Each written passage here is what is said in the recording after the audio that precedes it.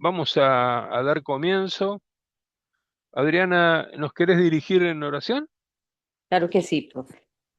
Buen Dios, Amén. Padre Celestial. Señor, te damos gracias por este día, Señor. Te damos gracias por la oportunidad que nos diste hoy, Señor, de despertarnos en la mañana, Señor, de abrir nuestros ojos, de ir a nuestras labores, Padre amado, de hacer todos nuestros quehaceres, Señor, en el día de hoy, y de disponernos, Señor, para recibir la clase que nos corresponde, Señor, en esta noche con nuestro Amén. profesor, bendito Dios. Señor, hoy queremos poner en tus manos la salud del profesor Rubén. Tú sabes, Señor, que su garganta está lastimada, Señor. Hoy queremos que tú, Padre mío, extiendas tu mano poderosa sobre él, quitando todos estos síntomas, Señor, todo virus que esté atacando su cuerpo, bendito Dios, que seas tú sanándole, restaurándole, Amén. Señor, su voz, su garganta, fortaleciéndolo, Padre Santo. Y danos, Señor, a nosotros la disposición, Señor, para poder prestar la atención correspondiente, Señor, Ayúdame. aprender lo que tú nos quieres enseñar a través del profesor, Señor, danos entendimiento y Ayúdame. sabiduría, Padre amado. Te pedimos por nuestros compañeros que no han ingresado, Señor, para que ellos puedan llegar a la clase, Señor, estar presentes. Buen Dios, y te pido, Señor, también que si alguno de mis compañeros tiene alguna necesidad, Padre, sea tu mano poderosa supliéndola, bendito Dios.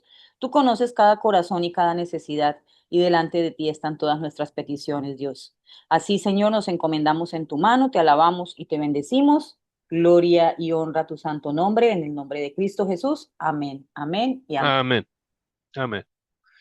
Muy bien. Vamos a... Bienvenido, Benito. Dios te bendiga.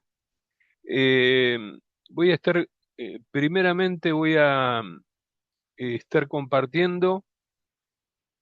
Yo les había dicho la clase anterior eh, de de repente hacer un cambio en lo que habíamos dictado o en lo que estaba previsto, pero en definitiva no lo consideré apropiado porque si no, estos autores ustedes difícilmente los vean y son sumamente importantes, ya que forman parte de lo que se denomina el siglo de oro de la patrística griega. Entonces me pareció muy importante y en todo caso lo que voy a estar compartiendo en la segunda parte va a ser, uy, Dios mío, empezamos mal.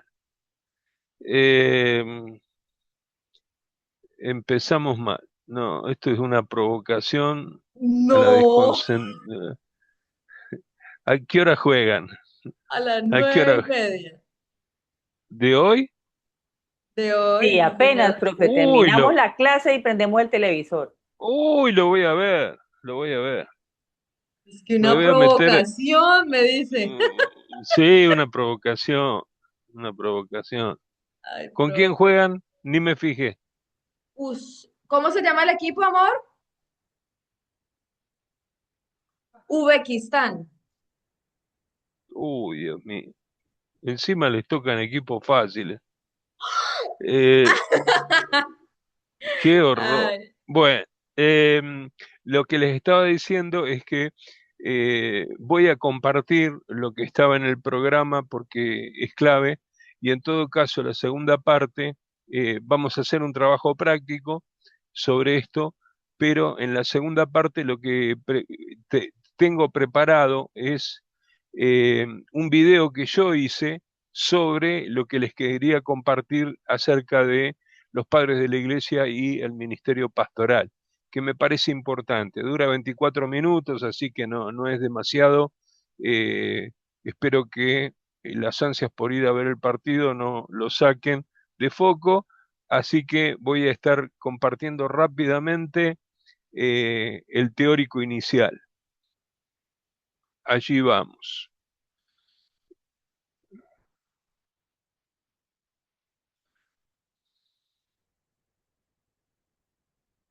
Ahí lo deberían estar pudiendo ver bien. Vamos con pantalla completa sí, señor. y ahí estamos. Muy bien. Eh, bueno, cuando hablamos de los grandes padres griegos, nos estamos refiriendo a los padres griegos que van a dominar el siglo cuarto, y este es el tiempo que se denomina, precisamente con los tres grandes capadocios, se denomina el siglo de oro de la patrística griega. Vamos a analizar a estas tres figuras brevemente.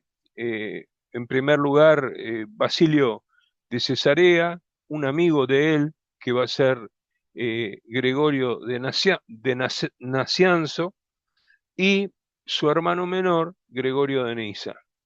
Estos componen eh, lo que realmente es una teología muy elaborada, muy exquisita, y estos hombres no solo en su momento salvaron la unidad de la iglesia en un momento de profunda crisis, sino que lograron algo que parecía imposible, que era bautizar,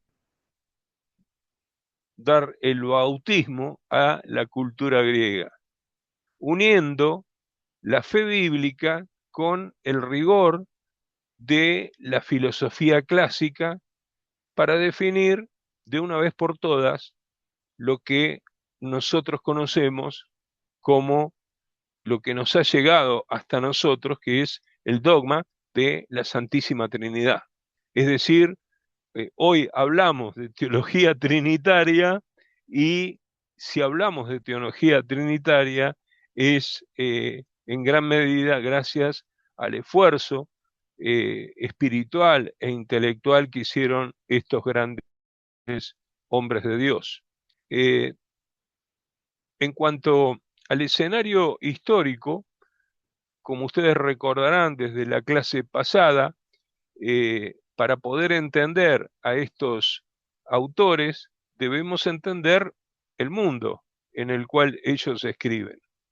Estamos en la región de Capadocia, que eh, hoy sería, como lo pongo ahí, Turquía, y la iglesia acababa de salir, como ustedes recordarán, está saliendo de lo que fue el duro embate de las persecuciones, pero se empieza a enfrentar con, luego de las persecuciones, se empieza a enfrentar con un enemigo interno que va a ser el arrianismo. La figura de Arrio va a ser una figura desafiante para la iglesia, una de las grandes herejías que va a enfrentar la iglesia en este tiempo. Y esta corriente, el arrianismo, lo que hacía era negar de que Jesús, como lo dije en la clase pasada, fuera Dios de la misma naturaleza que el Padre. Era como que Jesús era una divinidad de menor rango, ¿no? De segundo orden. Los capadocios van a utilizar la paideia, que es el sistema educativo griego, para combatir precisamente estos errores. Y es acá donde vemos el gran esfuerzo que van a hacer. La gran victoria fue establecer la distinción terminológica que usamos hasta el día de hoy. Dios es sola esencia. Cuando hablamos de Dios, estamos hablando de una sola esencia en tres personas. Pero existe, van a decir los capadocios, en precisamente en tres personas distintas, que tienen, que tienen el Espíritu Santo, Jesús y el Padre, tienen la misma esencia, pero personas diferentes. Sin ellos, como ustedes se dan cuenta, el credo que hoy nosotros conocemos no habría tenido ninguna base intelectual o la base intelectual necesaria para poder sostenerse. En este sentido, vemos la importancia que tiene eh, estas definiciones a lo largo de toda la historia del cristianismo. porque todos los cristianos, sin distingo, sean cristianos de tradición romana, sean cristianos protestantes o de tradición ortodoxa, griega, ortodoxa rusa, todos los cristianos sin distingo, repito, coincidimos en ese dogma de la Trinidad. Cuando avanzamos hacia la figura de Basilio, que era el primero que les mencionamos, él nace en el año 330 en una familia donde la santidad era casi una herencia espiritual que pasaba de una generación a otra, desde su abuela, que va a tener una incidencia muy grande, Macrina se llamaba ella, y sus hermanos también vivían precisamente una vida de profunda santidad, de profunda pureza espiritual, una búsqueda permanente de la santidad. Basilio fue un hombre que tuvo un gran carácter y a la vez una gran formación, una persona muy formada. Tras estudiar con los mejores maestros de Atenas, eh, él va a conocer precisamente en esos estudios a Gregorio de Naciancio y, y va a sentir un llamado a vivir una vida radical. Por lo tanto, va a visitar los monasterios de Egipto y del norte de Siria y a su regreso, tras ser bautizado, repartió todos sus bienes y se retiró a vivir en la soledad. Pero su talento no pasó inadvertido, porque ese tiempo de retiro él lo experimentó como un llamado al ponerse al servicio de la iglesia y terminó siendo el, eh, el como el obispo metropolitano de Cesarea. Por eso es que se lo denomina Basilio de Cesarea. Y ahí en Cesarea va a enfrentarse con mucha valentía a las autoridades precisamente del Estado que lo que intentaban hacer era imponer la doctrina del arrianismo. Es decir, va a haber una puja muy grande a nivel de una lucha entre la Iglesia y las autoridades civiles, en este caso, precisamente una lucha que tenía que ver con una lucha doctrinal. Eh, por otra parte, Basilio, y esto es muy interesante marcarlo, hemos dicho, una persona muy formada, una persona que buscaba la santidad, y ustedes ya seguramente se están imaginando un monje, ¿no? Metido adentro de un monasterio. Sin embargo, Basilio fue un gran organizador, además de todo un movimiento que va a ser conocido como el movimiento de el monacato oriental, la vida monástica oriental. Y las reglas que él va a establecer, las reglas de las reglas espirituales que él va a a establecer, no buscan un aislamiento extremo, sino trata de lograr una vida en congregación, una vida comunitaria centrada precisamente en la caridad. Es decir, que la vida comunitaria de los que entran en el régimen del monacato tiene que estar orientada al servicio de los demás. Su obra más importante va a ser llamada la Basiliada eh, y va en esa obra va a impulsar una auténtica ciudad de misericordia en las afueras de Cesarea, que van a incluir, para que ustedes tomen una dimensión de lo que estamos hablando, la construcción del primer gran hospital general de la iglesia. un hospital que incluía precisamente hospedajes y también incluía talleres para las personas que entraban en proceso de recuperación.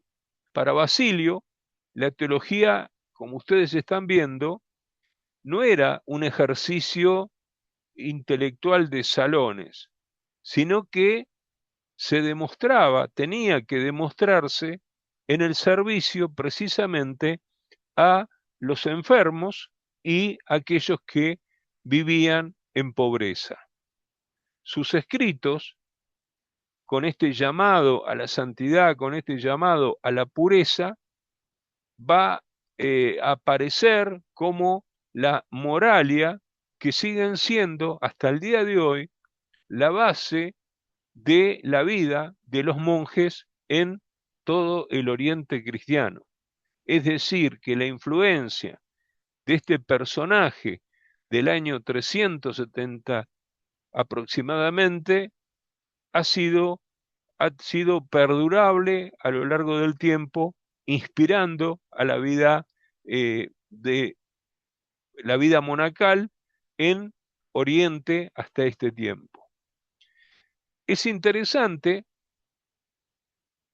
ahí lo tienen, ahí tienen una figura de uno de estos monasterios, cómo se construían, en qué lugares se construían. Fíjense que son lugares en zonas muchas veces desérticas, y esto tiene precisamente la idea de la búsqueda del retiro, pero va a ser importante el poder entender que es un retiro que busca siempre esa articulación entre la vida monacal y la acción social. Esta sería un poco la idea que quisiera que ustedes pudieran subrayar en esta parte de la exposición. Por otro lado, un elemento que muchas veces no se menciona cuando se habla de la figura de Basilio es la defensa, que él va a hacer una defensa a ultranza de la figura del Espíritu Santo. En el plano, en el plano doctrinal, en el plano de la dogmática, su tratado acerca del Espíritu Santo va a ser un escrito clásico de la historia de la Iglesia. En su época tenemos que partir y tratar de concebirlo. Muchos aceptaban la divinidad del Hijo, pero negaban la divinidad del Espíritu Santo. Basilio lo que trató precisamente de demostrar es que el Espíritu debe recibir la misma gloria y adoración que reciben tanto el Padre como el Hijo, porque son de una misma esencia. Subrayen esencia. Él introdujo una novedad metodológica fundamental que va a ser denominado como el argumento patrístico. Él empieza a citar, es uno de los que primero empieza a citar a los padres anteriores como autoridad espiritual. Es decir, que no solo va a citar los textos de las Sagradas Escrituras, sino que también se va a acoger, va a abrevar en los padres de la Iglesia como autoridad eclesiástica, eh, creando así lo que hoy llamamos, fíjense la innovación, cuando hoy hablamos de que la Iglesia tiene su tradición, nos estamos refiriendo precisamente a esto que está instalando o está comenzando con eh, la, las homilías que produjo este personaje. Su serie de homilías sobre la creación, precisamente, es donde él va a mostrar un respeto muy profundo por el mundo natural, visto el mundo creado, visto como un espejo de la gloria de Dios. Esto es muy interesante hoy, ¿por qué? Porque muchos que están haciendo, muchos teólogos, incluso teólogos latinoamericanos, como Leonardo Boff, Clodovis Boff, en fin, en general teólogos católicos, pero que articulan muy bien con la teología patrística, en general fundamentan toda la defensa de la teología de la creación, es decir, la teología actual acerca del cuidado de la creación, lo basan precisamente en estos primeros argumentos que aparecen en Basilio. Es decir, que estamos hablando de una actualidad, ¿no? Hasta el tiempo presente de manera muy, muy importante para nosotros. El otro personaje va a ser Gregorio de Naciancio, que va a ser el teólogo por excelencia, va a ser la gran figura precisamente de la teología de este siglo eh, de oro, ¿no? Que va a tener la teología oriental y patrística, y Basilio, sin embargo, eh, así, a ver, si Gregorio era el teólogo, Basilio habíamos dicho que era un hombre que combinaba la acción. Gregorio, en el caso de Gregorio de Naciancio, es un hombre esencialmente de la palabra. La teología de él es toda una teología basada en la palabra y la importancia de la palabra. Era más bien un personaje, no sé cómo llamarlo, yo en el escrito que ustedes tenían, en mi teórico lo llamo una persona melancólica, una persona sumamente sensible, y su vida fue una lucha constante entre el deseo que había en él por el retiro a la vida contemplativa, monacal, ¿sí? Él lo veía casi como, o sea, sentía atracción por la vida de retiro, pero también lo veía como una tentación. ¿Por qué? Porque por el otro lado, él veía las exigencias, lo que necesitaba la iglesia de su tiempo. Él fue ordenado sacerdote casi a la fuerza por su padre, obligado por su padre, eh, y la amistad que él va a tener precisamente con Basilio es una de las más bellas historias de la historia de la iglesia. Aunque tuvieron sus roces cuando Basilio lo presionó para que él fuera obispo y Gregorio no quería saber nada, un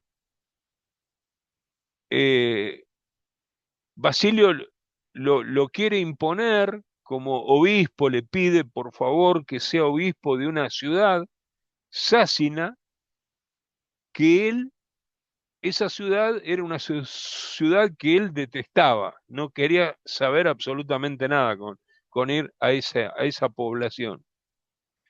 Sin embargo, él va a terminar aceptando el desafío y eh, se lo va a llamar el teólogo por la precisión, no porque fuera solamente intelectual, sino por la precisión que él va a tener en el uso de las palabras, el cuidado que va a tener por la palabra y la belleza con la que va a hablar acerca de la divinidad de Dios.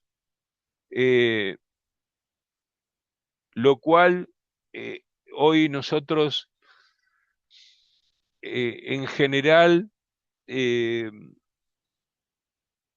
no tenemos demasiado cuidado.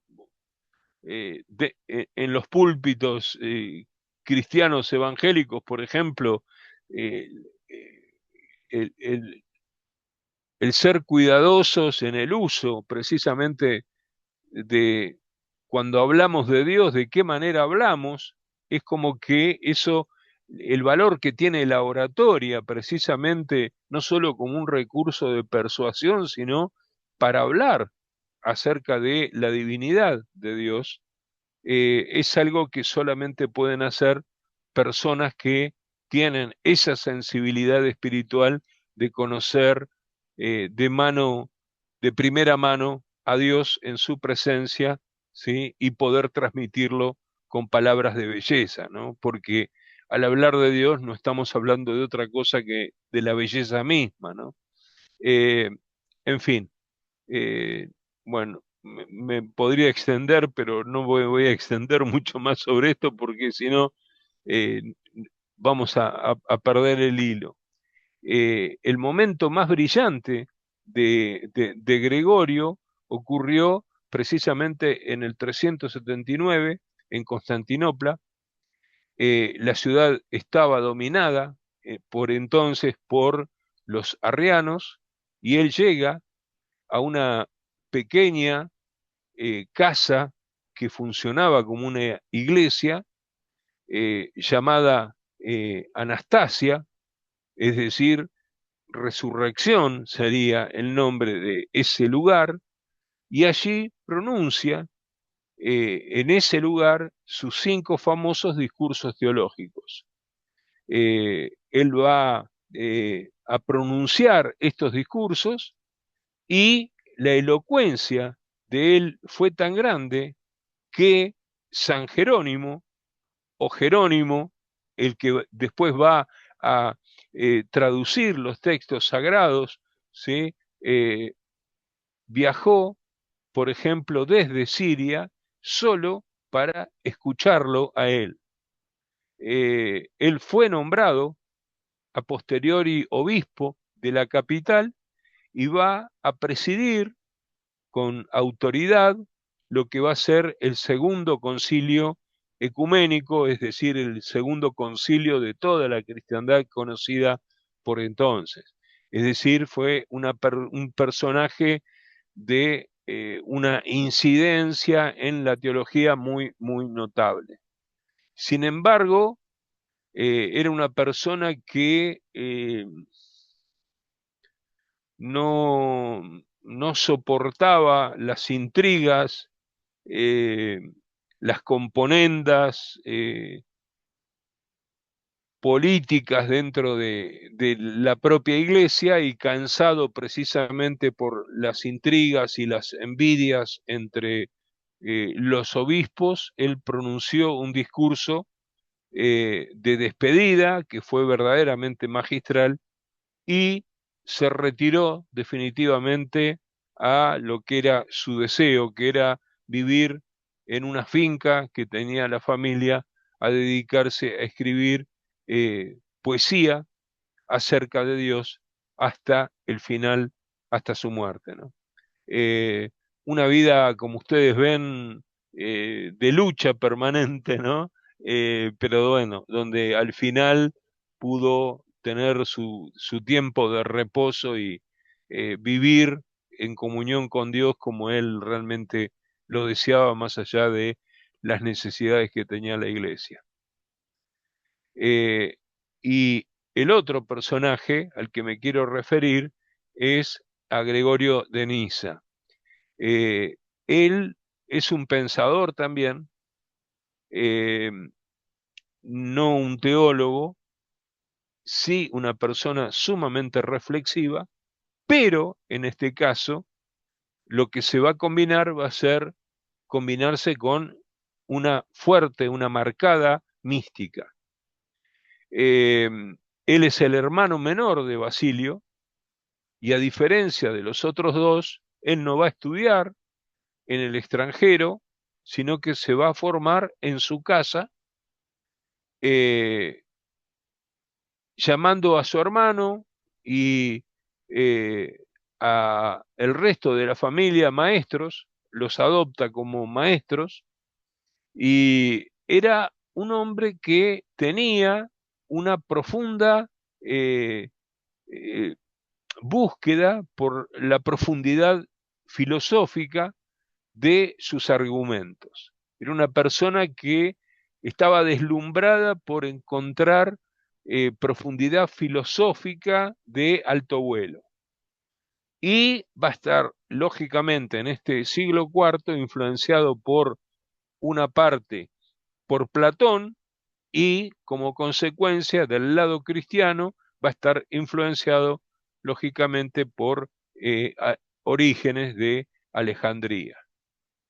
Aunque se casó y trabajó como rector en ese tiempo, terminó siendo obispo de Niza y fue perseguido y desterrado por los arrianos, pero regresó nuevamente después del destierro y se convirtió en una figura intelectual muy respetada tras la muerte de su hermano Basilio, siendo, si se quiere, aquel que va a armar la arquitectura teológica de todos los concilios de lo que va a ser los últimos años del 300, ¿no? Del 370 aproximadamente en adelante, él va a ser una persona de mucha influencia eh, en todos los concilios que va a experimentar la Iglesia en ese periodo. Em, la obra de Gregorio de Niza es inmensa, es tiene una biblioteca catequética muy importante eh, y va a ser el primer intento serio por hacer una teología sistemática luego de Orígenes de Alejandría, donde lo que él va a intentar hacer de manera intencional es explicar un poco la doctrina desde los tiempos de la creación hasta el tiempo de los sacramentos. Pero donde realmente brilla su teología es en el aspecto de la teología del hombre, en la teología de lo que tiene que ver con la antropología cristiana. Para él, el ser humano, este es el término que utiliza y que les va a llamar la atención, es imagen de Dios, ¿no? Eh, en su tratado sobre la creación del hombre, él explica que el cuerpo y el alma están hechos para la inmortalidad. Eh, esto, como ustedes ven, pone precisamente que él hable de que el cuerpo y el alma de la persona estén hechos para ser inmortales, para pervivir a través de las edades, significa una altísima valoración precisamente de el ser humano, de la creación de Dios.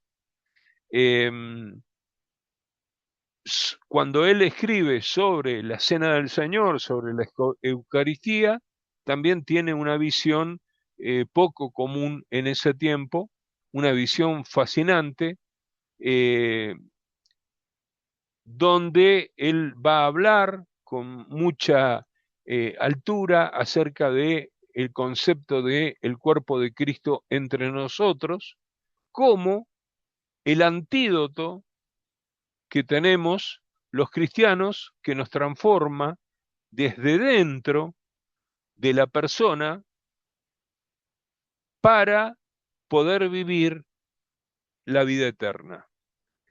Es decir, mientras el pecado el pecado que nosotros vivimos en nuestros entornos naturales, contextuales, nos corrompe,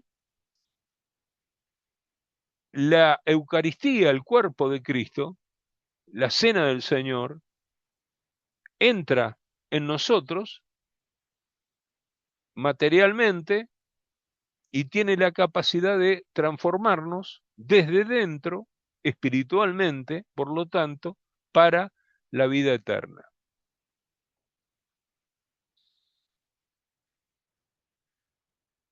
para ir concluyendo, eh,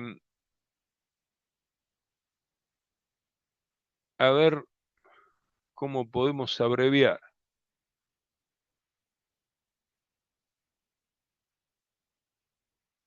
Bueno, avanzo con otras ideas.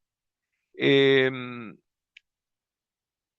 Estamos hablando del nazanceno, eh, y debemos mencionar que él también va a hacer muchos trabajos de exegética, eh, de exégesis bíblica, de interpretación bíblica, y va a tener un escrito muy importante que va a ser sobre la vida de Moisés, donde va a utilizar el Éxodo no solo como una historia, la historia del Éxodo, como generalmente nosotros la relatamos en las escuelas dominicales, sino de aquí viene el carácter que yo les decía al comienzo, de que era un pensador místico, sino que él la va a rescatar como, en su teología, como un elemento alegórico, es decir, como el camino, el éxodo es el camino que debería vivir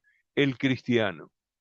El alma, para él, del creyente nunca deja de crecer, siempre está en un continuo caminar, eh, y esto va a ser lo que él va a denominar como precisamente ese caminar, ese paso en el espíritu, que para él va a ser determinante que lo recorra todo cristiano que quiere llegar a la estatura de Jesucristo. Para Gregorio, el conocimiento de Dios es una niebla luminosa, es, una, es vivir en una tiniebla, pero luminosa. Es decir, que hay siempre un halo de misterio en el conocimiento que tenemos de Dios. Cuanto más conocemos, diría Gregorio, a Dios, más nos damos cuenta de cuán infinito es Él, y entonces más deseamos seguir subiendo en el conocimiento de su presencia. Esta visión, como ustedes se imaginarán, va a influir profundamente en toda la mística cristiana, porque es como que siempre hay un estadio, un peldaño nuevo para seguir creciendo a la estatura del varón perfecto. Y esto va a influenciar tanto en la teología cristiana oriental, donde él tiene el origen, como también va a trascender hasta Occidente. Eh, Hasta ahí más o menos lo que yo quería compartir,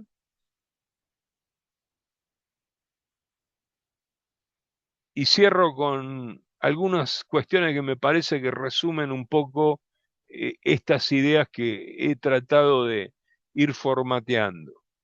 Cuando hablamos de los capadocios, ellos nos van a dejar, a mi entender, un legado importante en tres direcciones. En lo teológico, como ya lo vimos, ellos definen entonces el dogma de la Trinidad.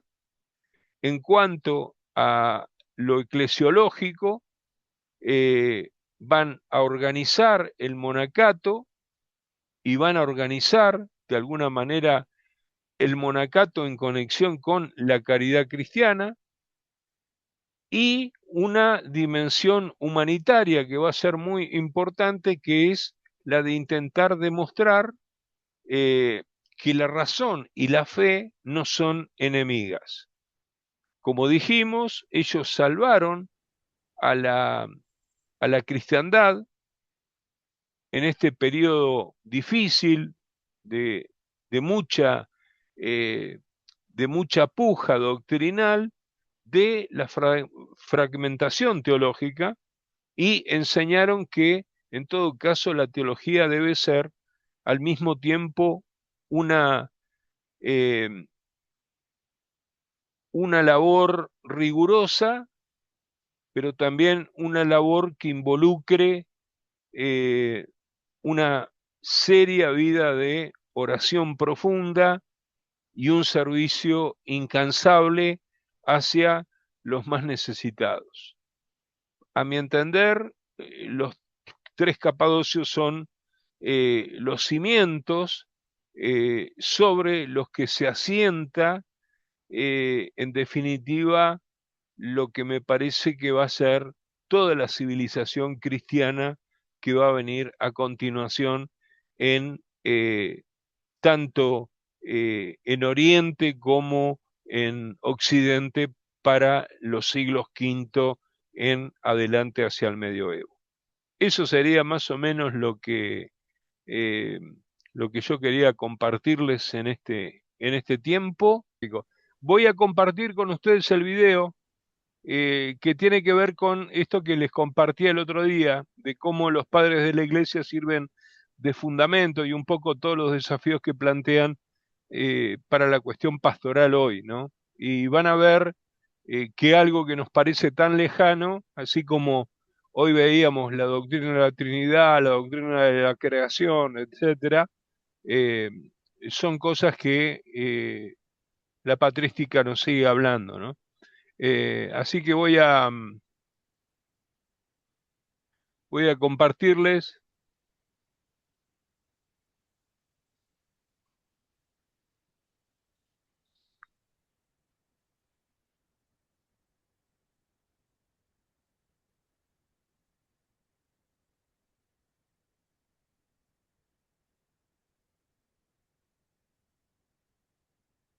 Bueno, ante todo, deseo que tengan una excelente jornada todos ustedes. En esta presentación voy a estar compartiendo algunos elementos claves acerca de la evolución histórica de la figura del pastor, eh, del pensamiento acerca de el pastoreo en la historia de la iglesia, en los padres de la iglesia durante los primeros siglos. Este es un tema sumamente importante y así como es importante, lamentablemente es un tema descuidado. Muchas veces pensamos erróneamente que el pasado no puede hablar a nuestro presente y sin embargo, como vamos a poder corroborar en esta presentación, hay muchísimos elementos de la acción pastoral contemporánea que podrían recibir un aire fresco y que podrían recibir inspiración de el trabajo, el desarrollo y el pensamiento, la reflexión acerca del ministerio que hicieron precisamente los padres de la iglesia. Así que, sin más, voy a pasar a compartir eh, algo- algunos slides que nos van a ayudar en nuestra reflexión. Ante todo, como decía, bienvenidos a esta presentación sobre el pastor y el cuidado pastoral en los padres de la iglesia. El propósito de este recorrido, cuando me lo formulaba, es analizar cómo se ha desarrollado y cómo ha ido evolucionando el ministerio pastoral en las primeras, en los primeros centenares de años, con el fin de aprender los buenos modelos que nos dejaron los padres y evitar algunos errores que ellos ya percibían que se cometían en el pasado. A través de las figuras de los grandes padres, como Crisóstomo y otros tantos, vamos a explorar la naturaleza, la vocación y el ejercicio de un ministerio pastoral que busca siempre ser reflejo de Cristo en cada época. Cuando nos referimos a la evolución histórica del ministerio pastoral, tenemos que, en primer lugar, recordar que la iglesia de los primeros siglos experimentó una transformación significativa. Esta es una idea fundamental. que no podemos perder de vista, porque en el libro de los Hechos se nos describe una comunidad caracterizada por la sencillez, por la espontaneidad, pero sin embargo, debido a factores de índole económica, política y social, cada vez más la Iglesia fue incorporando normas y protocolos y convirtiendo a la comunidad en una estructura institucional cada vez más compleja. Ya en el siglo segundo aparece una organización donde el obispo es catalogado como sucesor, por ejemplo, de los apóstoles. Y se establece el triple ministerio de obispos, presbíteros y diáconos. Padres como Policarpo de Esmirna reaccionaron ante esto recordando que la esencia del presbítero, la esencia del pastor, debe ser ni más ni menos que la compasión, la misericordia, el cuidado de los pobres, las viudas y los huérfanos.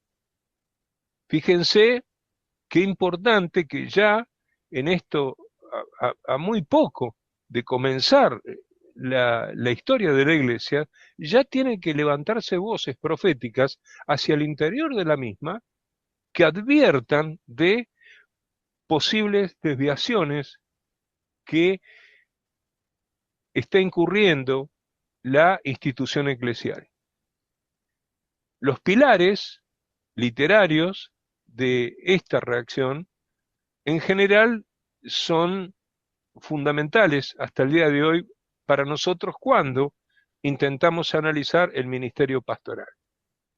Nuestro estudio se centra, el desarrollo que hemos, la investigación que hemos eh, realizado está basada en tres obras que constituyen lo que yo siempre digo es una trilogía sobre el ministerio, en la patrística.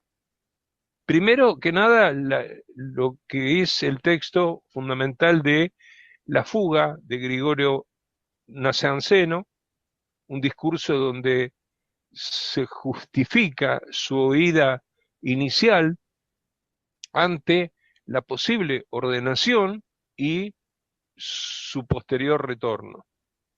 En segundo lugar, otro texto fundamental son los diálogos sobre el sacerdocio del ya mencionado Juan Crisóstomo, que profundizan en la excelencia que tiene el encargo al ministerio pastoral. Y finalmente, un texto clave en la historia de la Iglesia, que es la regla pastoral de Gregorio Magno, escrita tras ser elegido papa y que se convirtió en el manual de referencia para el clero durante los siglos posteriores. Estas obras surgen en contextos, cada una de ellas, de crisis ministerial y definen la doctrina común del cristianismo antiguo. En cuanto a las dificultades y tentaciones que ellos presentan, los padres no ocultan las dificultades que tiene el ministerio. Una de las mayores tentaciones era la atracción por la vida anacorética, es decir, la tentación por una vida de reclusión, una vida de silencio, considerado por muchos como el camino más radical de fidelidad frente a un cristianismo que precisamente se está volviendo un cristianismo de masas.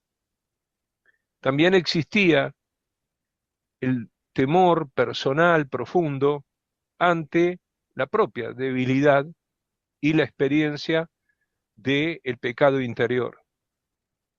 A esto los padres van a mencionar en las obras a las que hicimos referencia los problemas dentro de la iglesia, como los cismas y la fama que van adquiriendo algunos clérigos que vivían vidas de desenfreno y que se convierten en antitestimonios y precisamente funcionan como una rémora para el buen desempeño del ministerio de otros. Y finalmente, a las ya mencionadas, el entorno imperial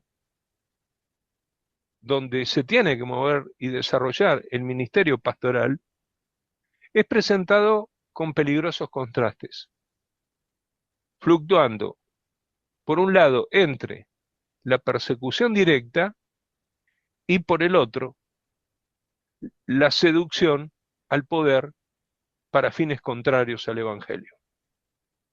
Fíjense cómo todos estos peligros siguen hoy vigentes en el ministerio pastoral, especialmente cuando hacía referencia a este último caso, la fluctuación entre la persecución directa hacia aquellos que levantan una voz profética, como también la seducción permanente del poder para precisamente diluir el mensaje del Evangelio, el mensaje crítico del Evangelio hacia las realidades y las estructuras de poder.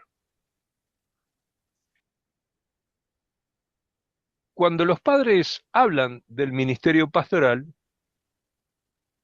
es interesante preguntarse cómo lo definen al ministerio.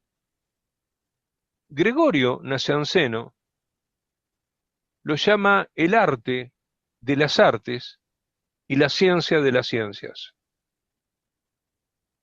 Se le considera como el arte más elevado y la ciencia más elevada porque se considera una terapia de almas que incluso supera a la medicina del cuerpo, porque trata de lo divino operando en el hombre y busca hacerlo digno de la bienaventuranza eterna. Juan el Crisóstomo añade que el pastoreo es el signo supremo de el amor de Cristo por su iglesia. Es decir, los pastores han sido levantados como una señal, como una marca del amor de Dios por la iglesia. Y esa marca se ve expresada en un ministerio de completa entrega. Sin embargo, el pastor no puede arrogarse o considerarse, autopercibirse como el dueño del rebaño. Y subrayo dueño. El pastor no es el dueño del rebaño. ¿Por qué? Porque ha sido llamado para ser puesto al frente de lo que en definitiva le pertenece a Dios para beneficio de su pueblo y no para beneficio propio. Estas palabras, como ustedes verán, son muy importantes recordarlas en este tiempo, donde muchas veces vemos que esas palabras tan duras que aparecen en Ezequiel 34 pareciera que se vuelven palabras muy actuales de juicio para aquellos que han equivocado el camino. Dada la grandeza entonces del ministerio pastoral, el discernimiento es uno de los principales dones que tienen que tener los pastores. El discernimiento es crucial y los padres van a advertir contra la búsqueda de el ministerio por anhelo de honor, por anhelo de vanagloria, o como una forma, digo yo, de hacer carrera. Nada de eso. El ministerio no busca el honor, no busca la vanagloria, no busca hacer carrera eclesiástica. La ambición en sí misma es descrita por el Crisóstomo como una bestia terrible. Yo sé que pueden sonar duras estas palabras, pero así afirma Juan Crisóstomo, una bestia terrible que es capaz de esclavizar la libertad del propio ministro. Los criterios de idoneidad incluyen: un pastor es idóneo cuando tiene un amor a Cristo que se traduce, en definitiva, en amor al rebaño. El amoris officium, una piedad y oración constante por levantarse como un intercesor ante Dios, acompañada de una formación sólida, impregnada de docilidad para aprender antes de poder enseñar una sola palabra. Solo aquel que está dispuesto a ser pastoreado por el príncipe de los pastores, aquel que es dócil a la voz de su Señor, es aquel que puede, en definitiva, tener una palabra de enseñanza para el rebaño. No se forma, por lo tanto, un ministro, un pastor, del día a la noche. No se forma en un soplar y hacer botellas. No se forma en un solo día. Se requiere la paciencia de una maduración lenta y razonada.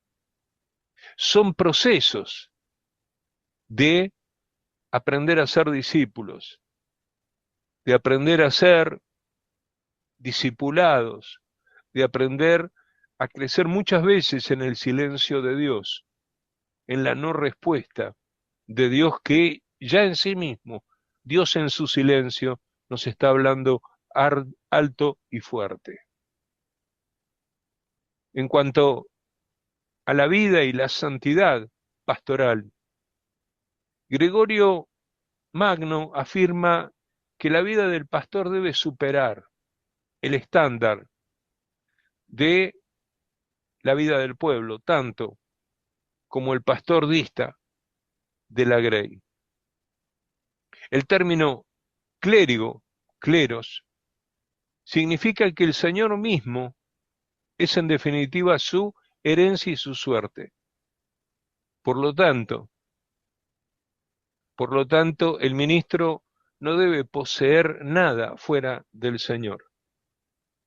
La vida pastoral tiene una fuerte exigencia de un equilibrio constante entre los polos opuestos.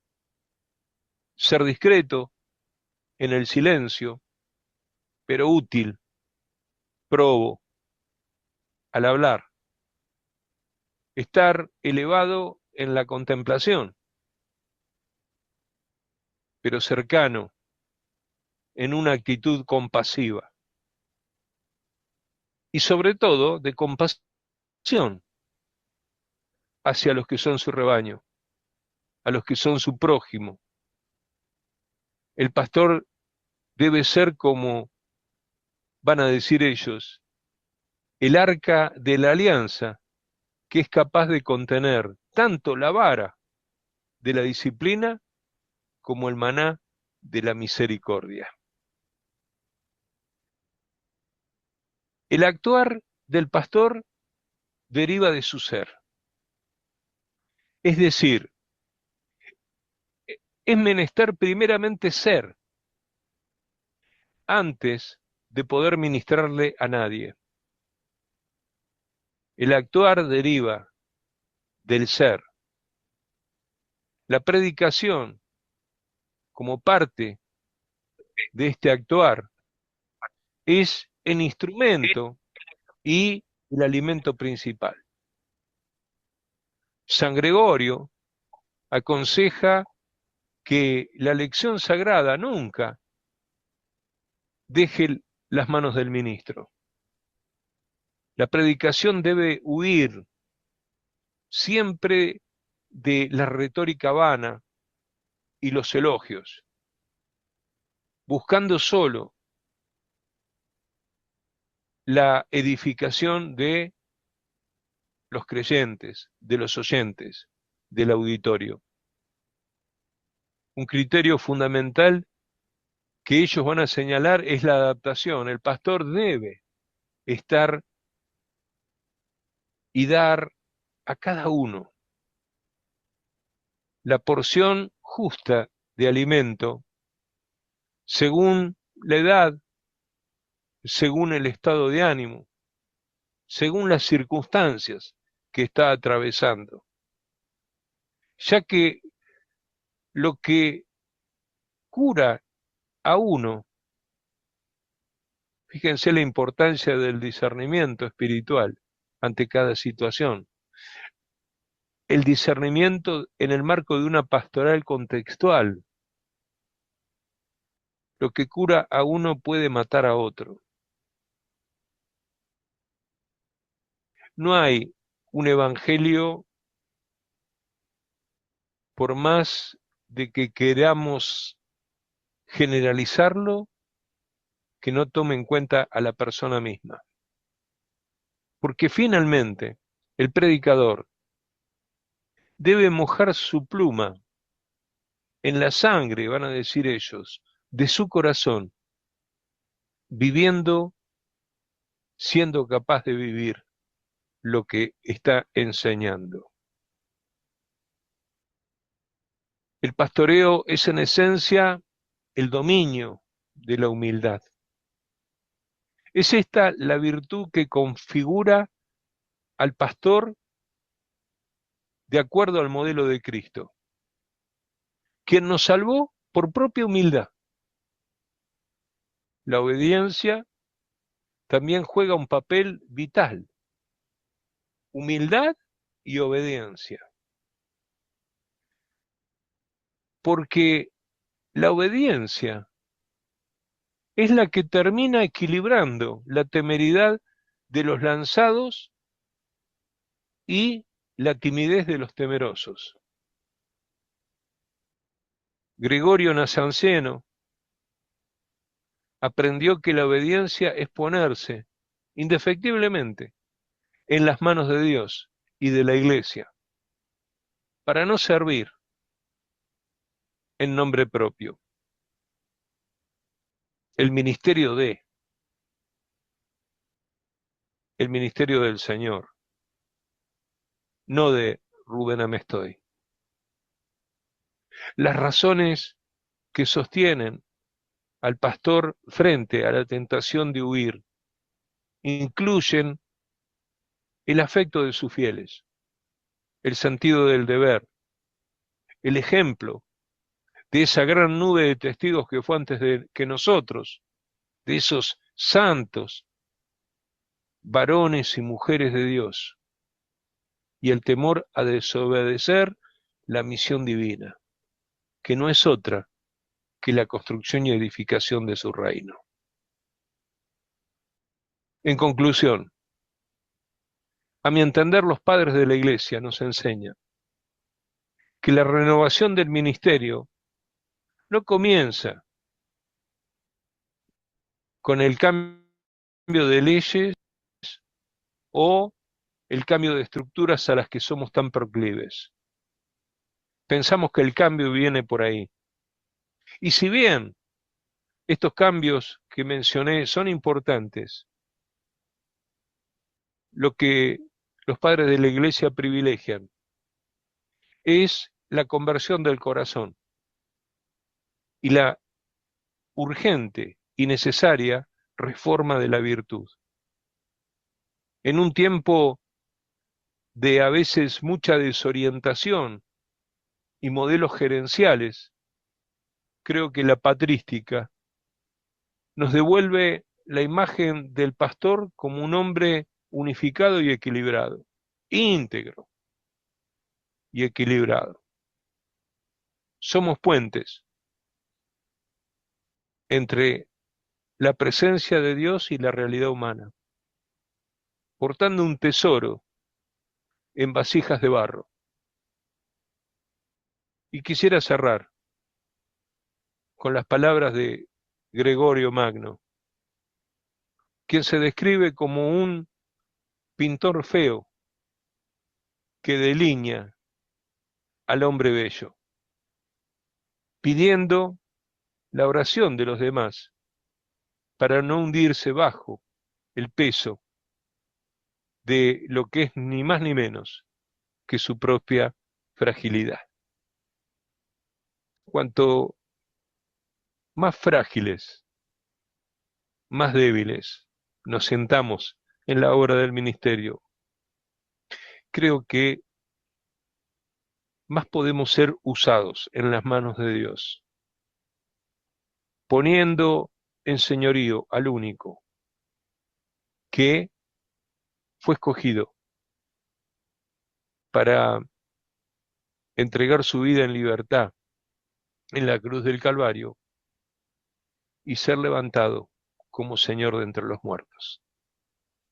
Que el Señor nos bendiga, nos fortalezca y nos anime en nuestra obra de ministerio.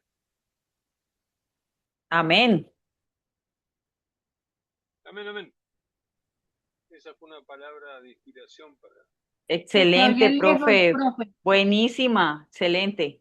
Profe, se te oye lejos, lejos. Definitivamente escrita con tinta de la sangre del corazón. Corazón. Bueno, es un poco, esto lo vamos a estar viendo en una materia que vamos a tener en el segundo semestre, eh, que tiene que ver con el Ministerio Pastoral Contemporáneo.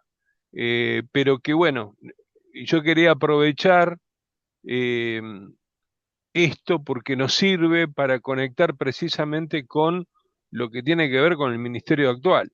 Fíjense eh, cómo estos grandes hombres de Dios en ese tiempo pasaron por el deseo de huir del llamado, pasaron por las componendas y no saber qué hacer, bueno, como nos pasa a nosotros, ¿no? Las tentaciones de predicarnos a nosotros mismos, de vanagloriarnos, de pensar que las ovejas son nuestras, en fin. Y es como que estas vidas nos ayudan a volver a enfocarnos en lo que es esencial. Así que, bueno, era una clase que buscaba esta parte, además de salvar mi garganta, la idea era que ayudara a ver la aplicación pastoral que tiene. Faltan 2 minutos y Nubia está que se sale de la vaina, así que vamos a cerrar. No, Dios les bendiga. no. Che, lo mejor para esta noche, que Colombia gane, amén, Amén, amén, y, profe. y podamos Amén, ir amén. adelante. Oramos. Padre, te damos gracias, Señor, por esta noche, te damos gracias porque experimentamos, Señor, que tu palabra nos habla de diferentes maneras en la obra del ministerio. Y te damos gracias porque nos llena de gratitud, Señor, el saber de que tu Espíritu nos está guiando en medio del aprendizaje, de la formación para ser pastores y pastoras idóneas, Señor, en la obra del ministerio. A ti sea la gloria por siempre, te lo pedimos, cubre, Señor, a los hermanos que no pudieron estar, en tu nombre por siempre. Amén y amén. Dios les bendice. Nos Feliz estamos noche, viendo. Amén, bendiciones. bendiciones. Profe, Igual. ¿tienes Ya. esa dirección de ese video que nos lo puedas compartir? ¿La dirección de YouTube del video? Ahora se los Al comparto, WhatsApp, profe, sí, al WhatsApp. sí. Sí, porfa. Eh, Porfa. eso está, yo tengo están todos subidos los videos que yo doy. Eh, Están subidos En un canal. el en canal. un canal, sí. ¿Y cómo se llama el Así que canal?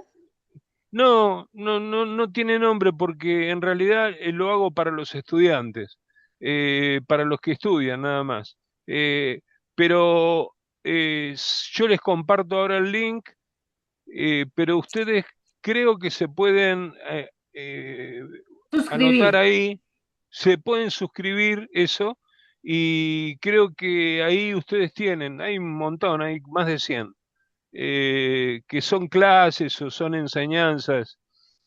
Algunas son así, breves, cortitas, y otras son directamente las clases en vivo, ¿no?